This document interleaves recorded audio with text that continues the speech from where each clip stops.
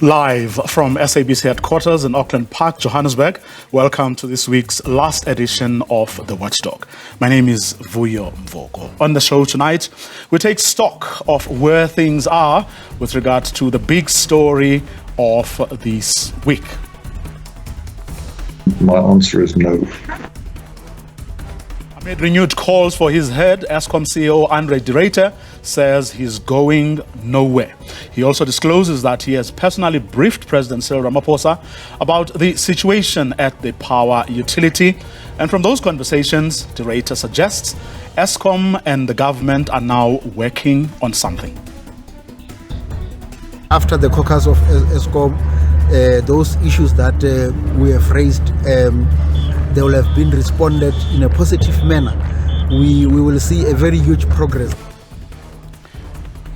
We also hear from a Labour lawyer after Eskom today tabled before the unions a revised offer.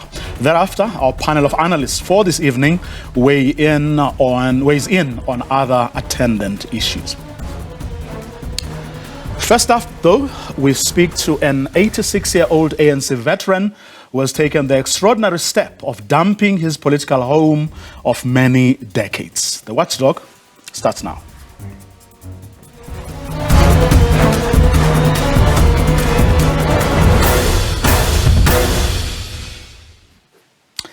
Mervyn Burnham, a name many may not be too familiar with. In his words, and I quote, "I am the only person surviving who addressed the Congress of the People on the 26th of June 1955. In fact, I was speaking when the gathering was interrupted by the police." Close quote. A day ago, 86-year-old Mervyn wrote to both the ANC Deputy Secretary General and to his own branch secretary, informing them that he will not renew his membership of the ANC.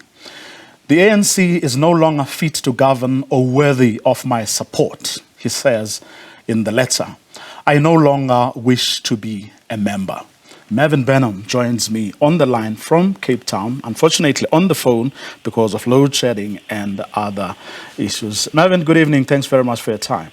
Good evening, Vuyo. A word of correction for you. I cannot say definitely that I'm the only living person. I have no better information. I don't know. There may very well be others Okay, got that. Thank you. Who are still living. Yes.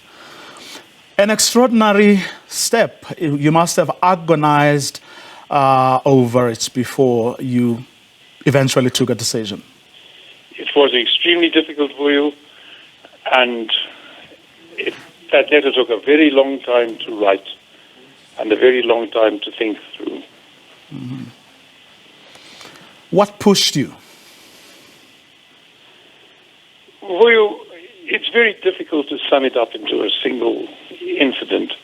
I think in more recent times, the reports of the Watchdog Commission into state capture were important. And there were various incidents and developments which I mentioned in the letter, which accumulated over time.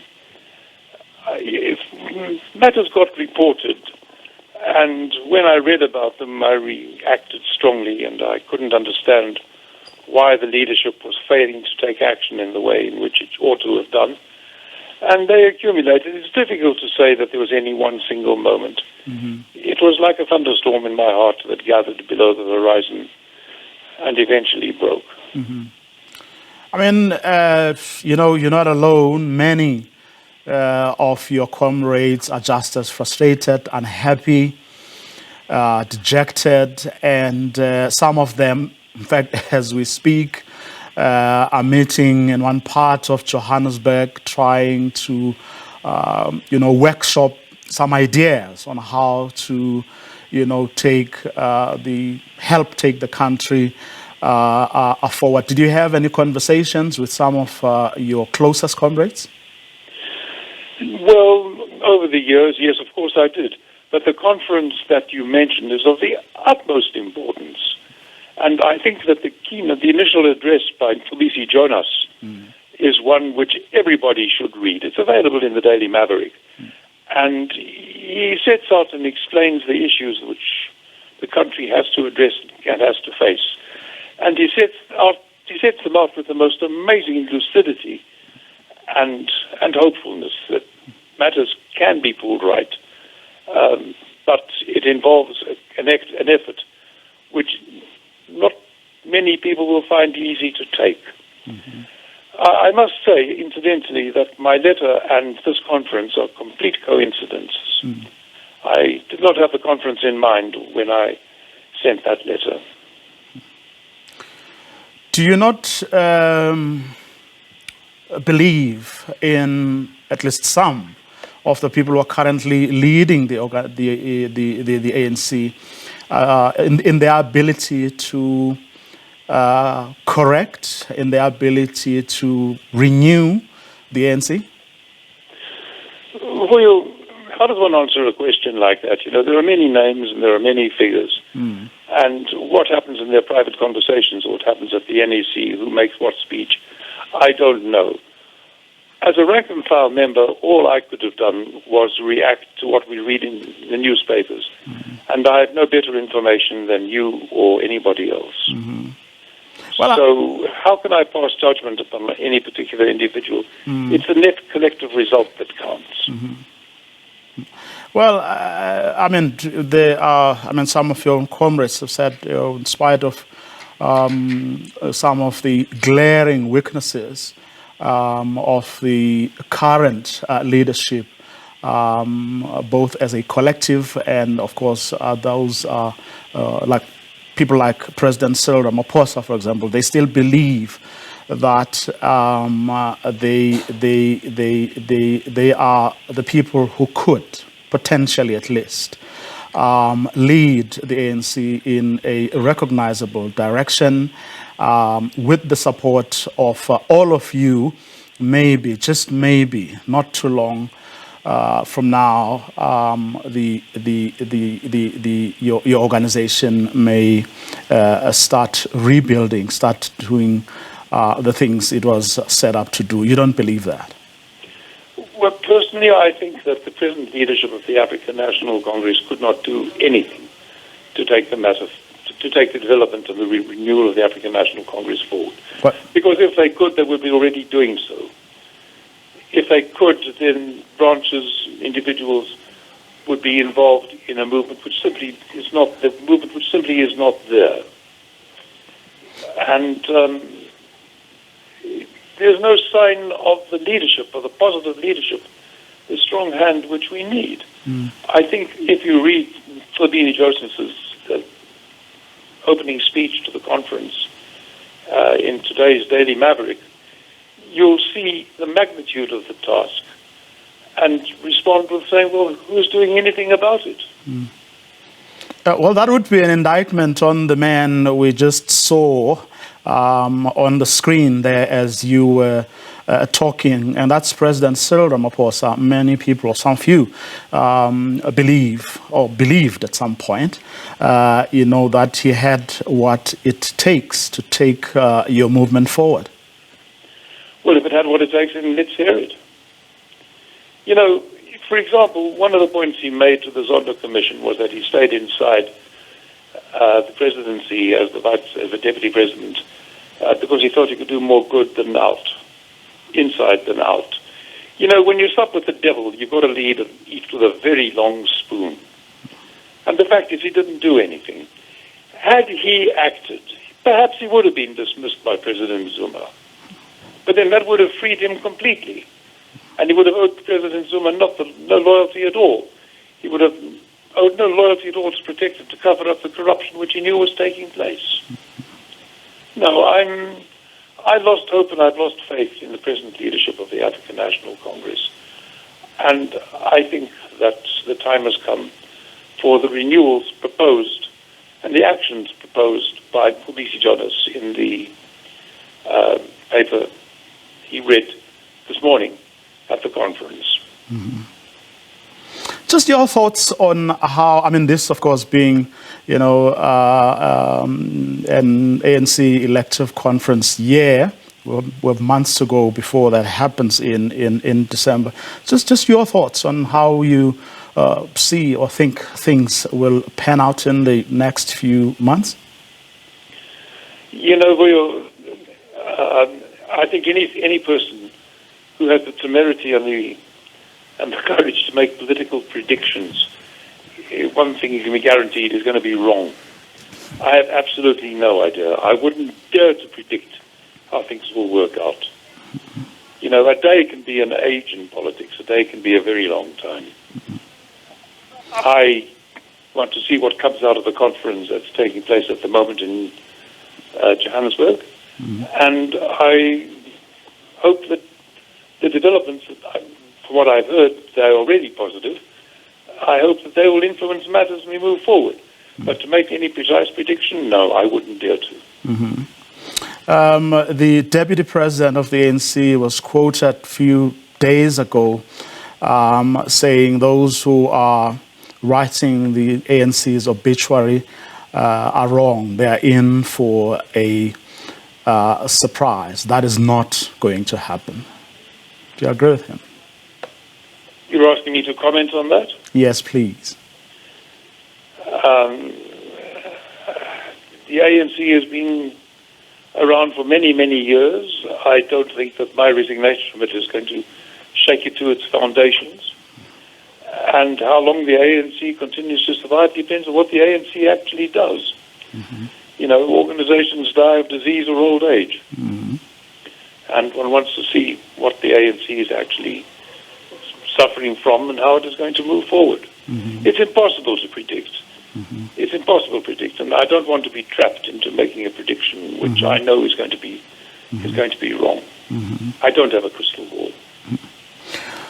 What would it have taken to, let's just say, over the past year, maybe two, what would it have taken for you to be convinced that the ANC was on the right paths? What are the sort of things that people like Cyril Ramaphosa would have or should have done, or things that would give you the confidence that they are steering this organization in a recognizable direction? I think if you look at the paragraphs in the letter which I wrote, it's not possible to read the entire text out now, but I pick up a number of instances where there's been no action in the teeth of the most appalling disasters.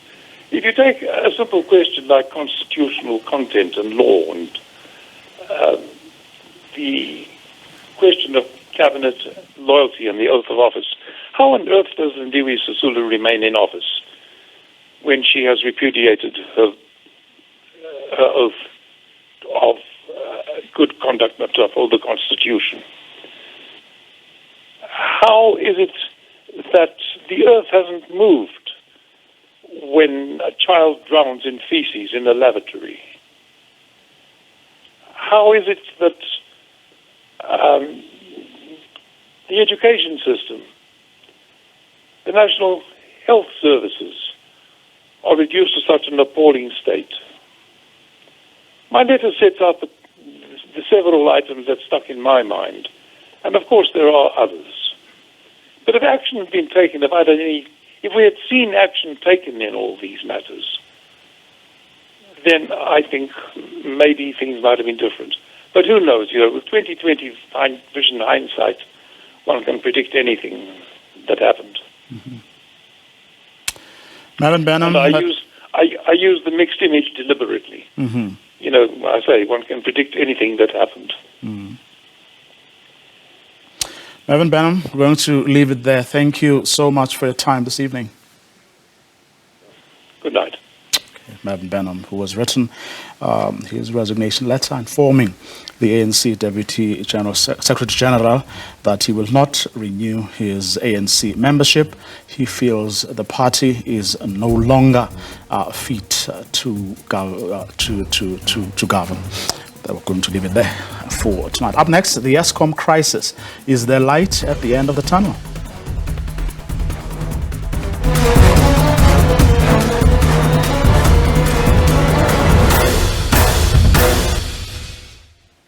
Welcome back.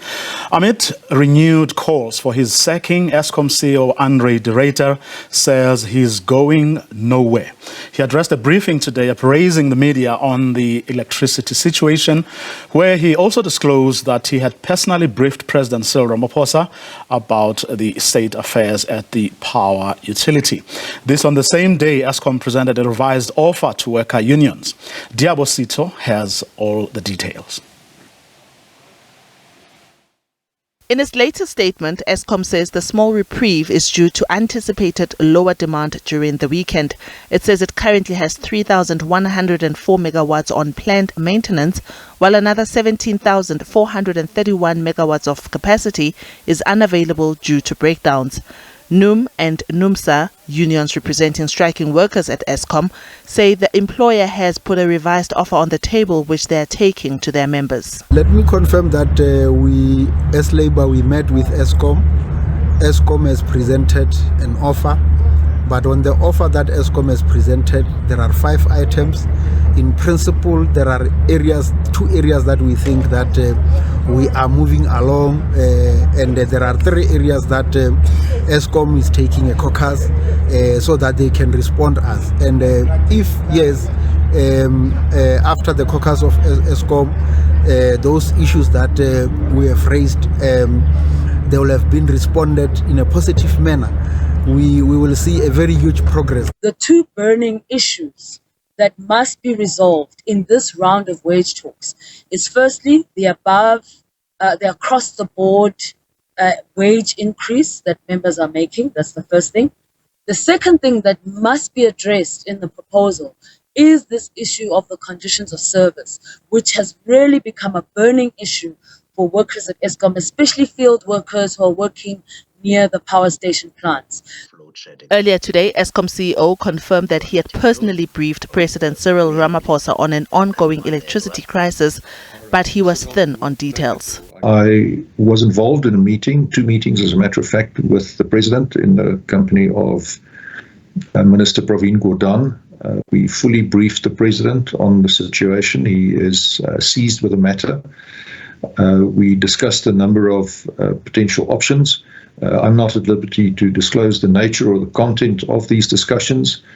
I will leave that to the President and the Minister to announce, and that may or may not take place in due course. So apart from confirming that I have personally briefed the President, I cannot give you any further information on the nature of those discussions. Asked if he has any response to renewed calls for him to step down as Eskom CEO, this is what de Ruyter had to say. My answer is no. Diabo Sito, SABC News, Johannesburg. Michael Bahrain is a Labour lawyer. He joins us on the line. He had to take this call in his car because he has been load shed. Welcome, Michael. Thank you. Yes, I'm sitting here in the dark and I had to come to my car. It's the only place I could get light. I'm sorry. I apologize to everyone for this. Well, but it's the nature of things. We all suffer the same. Indeed. Michael, I want to start first before we get to some of the issues that the unions were saying in that insert. I want to start here. From what the unions told us, and I don't remember Eskom disputing this, they are the ones, Eskom that is, were the ones who walked out, of negotiations, and the unions were the ones that had to beg them to return to the table. I don't know what you made of that particular episode. Well, I made a lot of it. It's absolutely silly for them to walk out. not only silly, I think it's thumbing your nose at the unions. They know that they desperately need to settle this. Eskom is not something that is a functional utility. It's a dysfunctional utility. And then you add the dysfunction, you add the staff unhappiness, and what are you doing? You're forcing them out onto the street. They have to do it illegally because they can't legally go on a strike.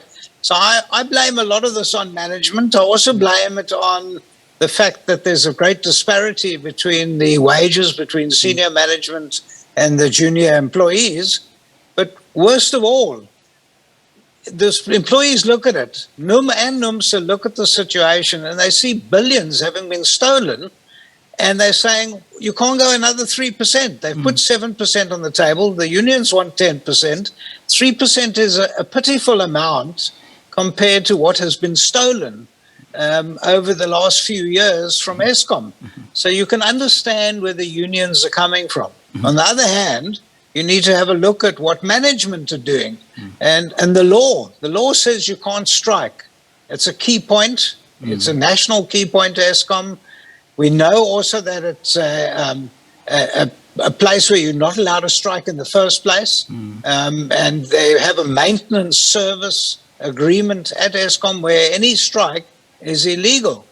What I don't understand, and I can't understand this at all, is why the Minister of Employment and Labour has disappeared in all of this. He's nowhere to be seen. He's probably on holiday in Mauritius drinking pina colada.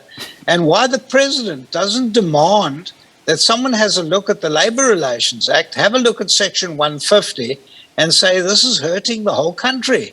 On top of Eskom's dysfunctionality, we're also seeing now the strike is creating a Schedule 6 blackout. I mean, that's madness. And if we called in the CCMA, the Commission for Conciliation, Mediation and Arbitration, and you called someone like Cameron Moriani, the senior commissioner there, he'd put together a team and they'd go negotiate like they did with the gold mines, the Sibanye-Stillwater. They struck for 3 months. No one called them in. After 3 months, they called the CCMA in, and 2 days later, we had a settlement. I don't know what our government's doing. I just don't understand it. And then the president said he's worried, and he doesn't seem to be doing anything. And then on the back of all the things you have just said, the discrepancies, the attitude, Eskom's management's attitude, and those things, they turn around and blame the workers, blame the striking workers for the load shedding stage we're in now, or we've been in over the past couple of days. Well, look, I mean, technically they can blame, but that doesn't help anyone. The blame game, we passed that. The economy of this country is being destroyed. We know that we have the tools in this country right now to actually get people around the table and as adults and negotiate your way around the strike. And they should have done this weeks ago. Why we got to this level, I don't know. I've got a feeling that government and management are playing silly buggers with the workers, and the workers are now reacting in the same manner. They're now playing silly buggers themselves. So, I mean, what came first, the chicken or the egg? Let's forget about blame. We're all living here in South Africa together. There's a hole in the boat. We're sinking. Someone has to go forward and put a plug in that hole. And the only way we're going to do it is if the management and staff hold hands with the union and with government, and then we get this country right. Because right now, as a labor lawyer, I'm blaming everyone. I'm blaming the unions, I'm blaming government, I'm blaming management. Unfortunately, the staff themselves can't be blamed. They're used as cannon fodder in this whole exercise. What we do know at the end of the day is that we can't go and fire all those staff. That would be stupid because you can't get anyone to get their skills and come in and run the Eskom, which is the sole utility at the moment in this country.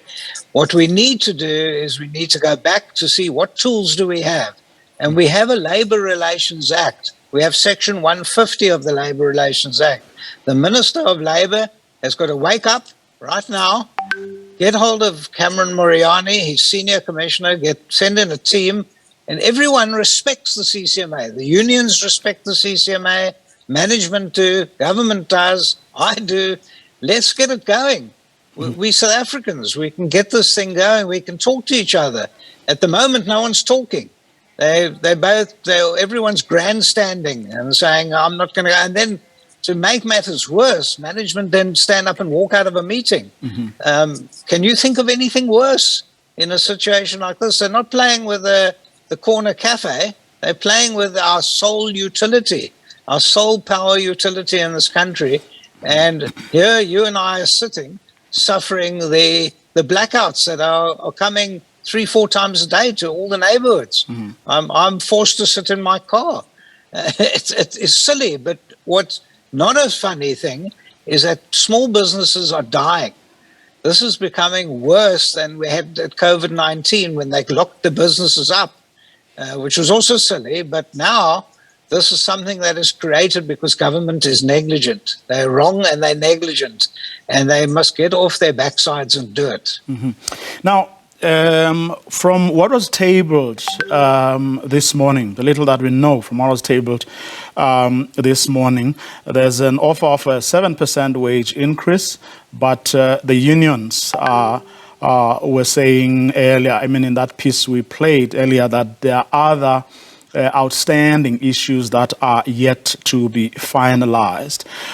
So the 7% and these other issues they were talking about is what they told us after this morning's session. They have gone back in the afternoon. They went back to the negotiations, and from what I was told about 15 minutes before we came on air, is that they were still in talks. But from what both NUM and NUMSA unionists told us is that there are issues such as Eskom unilaterally removing benefits such as double overtime payments for working weekends and while on standby. There was mention also of withdrawal of transport and accommodation benefits and so on. But do you think the 7%, which unions seem to be kind of accepting, although they haven't said that, welcoming and then raising these other outstanding issues, do you reckon they may just have they do have a chance of finding one another?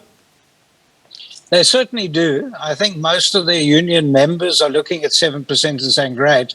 But what Eskom can't do, and what they seem to be doing, is they're saying, well, we're now going to take away other benefits because it costs. And they're looking at the 7%, what the cost is, and they're trying to claw it back by saying, well, we're going to take all the other benefits away from you. Housing is a big thing. Overtime is a big thing. That sort of stuff. The transport is expensive, as you know. Some workers spend up to 20% of their salary package on transport. So if you take all that away, Eskom is actually playing the fool again, because they're then saying, well, if you take all that away, we're actually only giving you 3% anyway. And the unions have cottoned on to that very soon and very quickly and said, you can't give with the one hand and then take it all back with the other hand. They must play it straight. And for Pravin Gordhan, who's got egg on his face anyway, because he announced 2 days ago we have a settlement, he's actually making a mockery of the situation. You can't be clever in this whole exercise. You have to be upfront and honest about it. And somehow government tries to be clever. They're playing the fool with the unions, like they did with that 3-year agreement, that wage increase agreement 4 years ago, if you recall, where they said, all right, we'll give you a certain amount on every year. And then on the final year, they then said, no, we didn't really sign it properly, so we're not giving it to you. That's playing silly buggers with the unions. How the unions can even trust government at this point, I don't know. And that's why I suggested that we get independent mediators such as the CCMA, because the distrust is enormous. And you can't blame the workers for that distrust. They've come out of an exercise where they said, all right, we'll give you 7%, but all right, we're going to take about half of that back because we're going to take away all your benefits. Do you think, if they throw in a sweetener, in 2018, they paid them 10,000 rands. Do you think something like that may perhaps sway unions? Not really, because if you try and translate what that 10,000 rand is, you lose it over 3 months. So if you don't get your proper increase, that 10,000 rand is a small amount. Some of the workers are desperate, I understand, and a lot of them at this point will lose out on their salary, and they've probably gone to loan sharks for money and have to pay the loan sharks back. And so the 10,000 rand is a good sweetener, but it's not going to force people to sign an agreement. That's old style negotiating. They want real increases, and they're probably going to get it. I mean, we must understand that the workers at Eskom are earning more than the private sector. So that's hurting a lot of people thinking about it, is hurting them. But at the end of the day, we need to sort out this problem now. This is killing our power generation in this country. There's very little maintenance going on. It's old machinery, and the people that know how to do the maintenance are standing in the street. They say at some of the power stations, 80% of the people are standing outside, despite the fact the unions are begging them to come back in. The people themselves are voting with their feet, and they don't trust the management and they don't trust government. And I agree with them. I'm not so sure I'd be trusting the management or government at this point. Michael Ragney, let me thank you very much for your time and insights this evening. Thank you very much. Well, up next, we look at other attendant issues. The latest developments at Eskom have actually thrown up. Don't go away.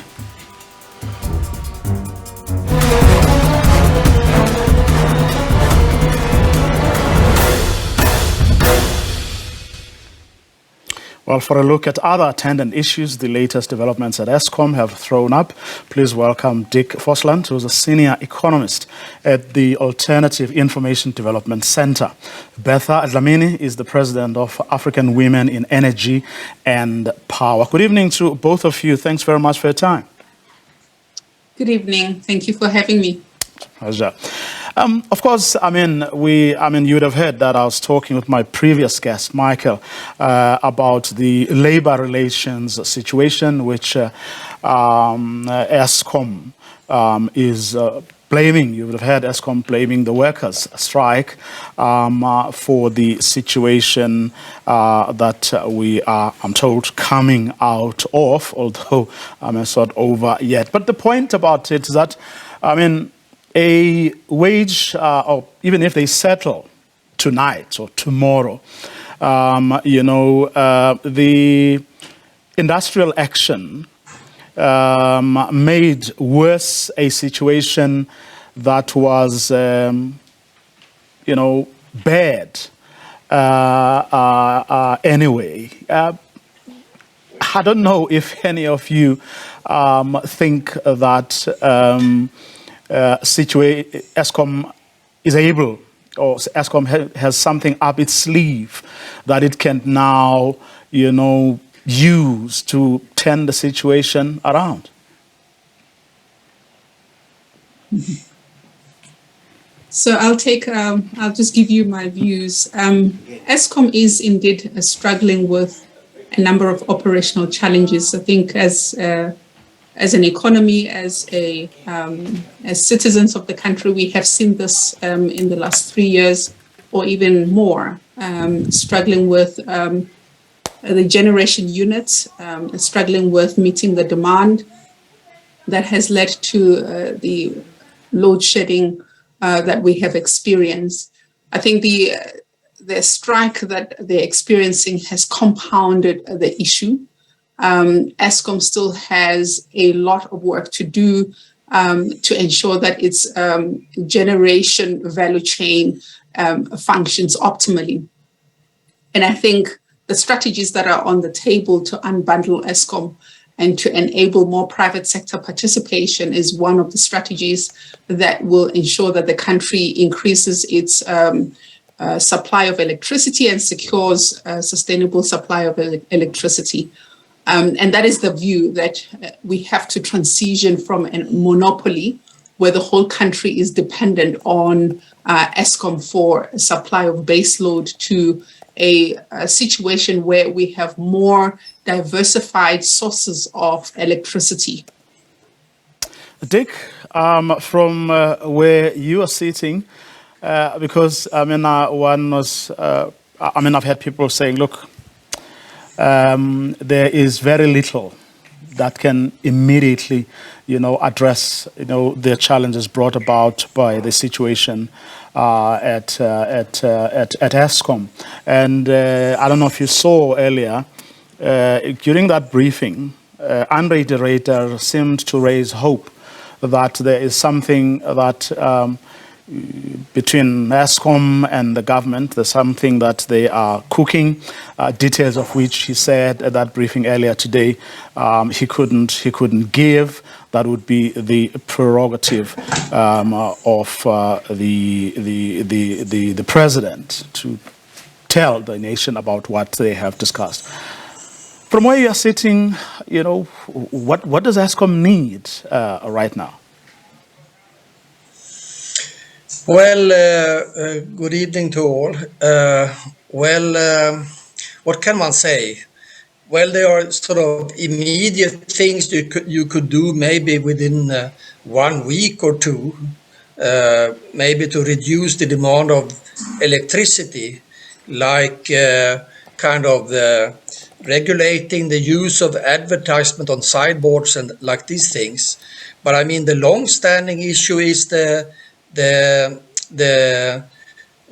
how maintenance has not been done over a decade, and the finances of Eskom, the financing of the Eskom's maintenance, and the build out of solar and wind power energy. So I mean, you almost have kind of like a original sin starting at the end of the 1990s, where the first proposals of corporatization or privatization or even to sell Eskom came up on the table. And I mean, observers have described how this sort of delayed the build out of the power stations and the maintenance because Eskom was about to be sold. And then come this belatedly sort of building of Kusile, Medupe, and so on. But yeah, here are we now. So firstly, I don't think that the 1 week strike.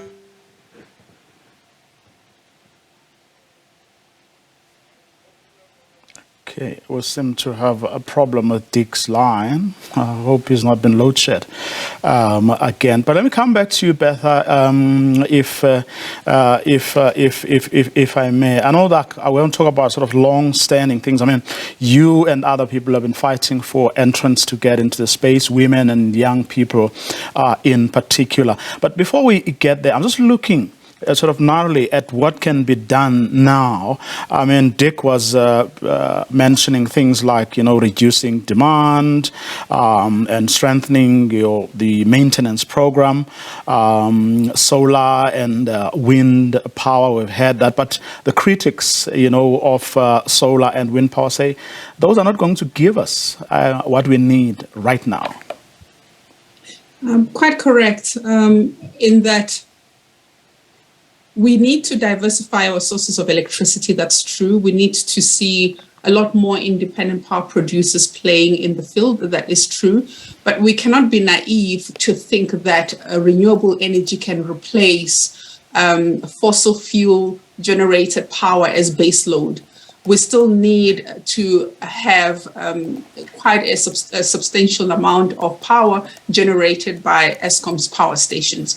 So what we need to, I think, what is reasonable is to look at a balanced energy system where we have a fairly decarbonized energy system with the integration of renewable sources of energy, the integration of new technologies, while we maintain, meaning while we keep a capacity that ensures that we have baseload from our coal-fired power stations. And we ensure that they function optimally. So following a maintenance program that is governed and is complied with according to the manufacturer's specifications is quite important to ensure that the plant is able to sustain its operation over time. What we're seeing is a compounded factor of an ailing old fleet of power stations, maintenance issues, and some challenges in the primary plant, the supply of quality coal that affects the operations of the system. And of course, this week and in the past 2 weeks, we've seen the compounding factor of not having sufficient human capital to maintain the system. So we cannot say that renewable energy is the solution, the complete solution for South Africa's challenges with securing security of supply. We need a balanced, decarbonized energy system that still accommodates fossil fuel generated power. I mean, what then stops or prevents what the things you said, from being implemented, Bertha? Because it would appear, well, certainly for those of us who don't know much about this, that it's a commonsensical approach. So why aren't people doing or implementing the most obvious things you're saying, that need to be done? So, with the recent developments in our energy policy with large power users being able to generate power up to 100 megawatts without needing a license, that's a positive development. There's still a number of policies. It has hardly started, though. There are problems there, I'm told, yeah. Yeah, because there's certain policy issues and infrastructure issues that still need to be resolved, but it's a positive move. And I think we also need to take into consideration that the delay in the promulgation of the integrated resource plan, the revised resource plan, also contributed to the delay in integrating renewable energy. We also have a broad distribution network that is managed by municipal electricity utilities. These are municipalities that are licensed to distribute electricity. They need to have a policy environment that enables them to also generate their own power. So we have, you can say, yes, what caused the delay, but integrating renewable energy is not something that happens overnight. Most of this utility scale renewable energy projects take at least between 12 to 18 months to come online. And yes, as a country, we have delayed policy. We have not opened up the market for private players, and that is catching up with us. And that is the reality. When you talk about domestic consumers, which is you and I, we have an opportunity now to reduce our dependence on Eskom and metros and other municipalities by installing rooftop solar, affordable solutions that will ensure that we are able to at least sustain a certain level of function when we are experiencing supply constraints such as the rolling blackouts that we're experiencing. And that is something that we should all look into now and stop the reliance on municipal and Eskom supply to assist us to cope with the challenges that we now face as a country. A lot of banks are also setting up credit facilities to assist homeowners, to assist large power users to install alternative sources of energy, and we must take advantage of that. Okay. Dick, you mentioned earlier, reducing demand. In very real and practical terms, what exactly does it mean, and how would something like that be done? I didn't really hear your question, Wuyo, because of the electricity problems. Can you repeat again? Well, I was saying, you mentioned reducing demand as one of the ways in which we can cope with the crisis that we are facing. In very real and practical ways, how does that get done, and how does it affect people? Well, in a situation where you have demand exceeding supply, you have to find ways of rationing the demand. And the immediate thing I can think of in the coming weeks, that is, for example, to oblige sort of shops and shopping centers and different kind of companies not to use electricity just for advertising purposes. I don't know how many thousand megawatts this will save, but I'm thinking about all the signboards all over the country, which is lighting up even during the nights for no good reason. And if it would be regulated and hit everybody at the same time, then nobody could complain about giving any other competitors any advantages over the other. So that's just kind of like a 1-2 week measure that you can take to regulate and to sort of address the immediate urgent situation, which was the reason, by the way, why I was kind of disconnected from this interview for 3-4 minutes a while ago now. But I mean, the one thing about sort of bringing in private power producers and to privatize the distribution of electricity, a major problem, I think, is that you would leave Eskom as a kind of public sector zombie public outfit, because how will Eskom then have the revenue to, for example, address the demand of the workers who are now working overtime in order to cope with this crisis? Private power producers, and especially distributors of electricity, they will never sort of agree to distribute electricity or sell electricity to households or areas who are not creditworthy. We have a lot of municipalities, over half of the municipalities, in fact, are behind of their payments to Eskom. You have the whole Soweto area and township who also are behind with the payments. In the books of Eskom, they have over 40 billion claims on municipality and Sowetos, and it's all over the country. So you would, if you privatize electricity distributions, and I'm sure that private players will sort of flock around electricity distribution for privatization, because that has been the case in other countries where you have gone along this path.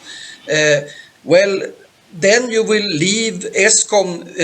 They will continue to be supported by tax revenues and taxpayers, but they will not have the revenues to pay for the necessary things that power utility has to provide, which is, by the way, the grid and the transition to renewable energy. So the hope for privatization of Eskom and to come in and kind of take over sort of the cherries of the cake, I think it is in the middle term and in the long term, I think it is a strategy that will not work for the majority of South Africans. But I mean, it of course, in this immense crisis of Eskom and in the crisis of looting and impugned contracts, kind of almost unlawful contracts, it's hard to argue for such a position. But I think that we need a public-owned power utility in order also to make a just transition to a low fossil fuel economy. It will not be led by the private sector. Okay, quick last word from you, Bertha. You were saying earlier that we're also paying the price for decisions that were not taken or implemented. Sure. What is interesting, what my colleague here is saying about privatization, the truth of the matter is that the first people to deflect from the grid are the high-paying customers, whether it be domestic customers or large power users. Those who can afford to reduce their demand from Eskom, they will do that because they need that for their business, they need that from their homes. For whether or not we privatize, Eskom is bound to lose revenue from paying customers because paying customers will look for alternatives. If we don't move fast enough as a country in terms of creating a policy regime that is conducive for multiple players, we are going to strain the limited capacity that Eskom has. And so we are paying the price indeed for delayed decision making, and we need to move at a rapid rate in consultation with private sector, with civil society, and with government to find a balanced, just energy transition that ensures that those who cannot afford to pay electricity still get subsidized, that the Escoms of this world improve their operational performance and are able to meet the supply targets that they have. But also we have a sizable private sector that participates in South Africa's energy system. It is an inevitable future. And that's where we're going to leave it. Thanks to both of you, Beth Dlamini and Dick Forsland, our last guests for tonight and for this week. Do join us again on Monday at the same time. Have a great weekend.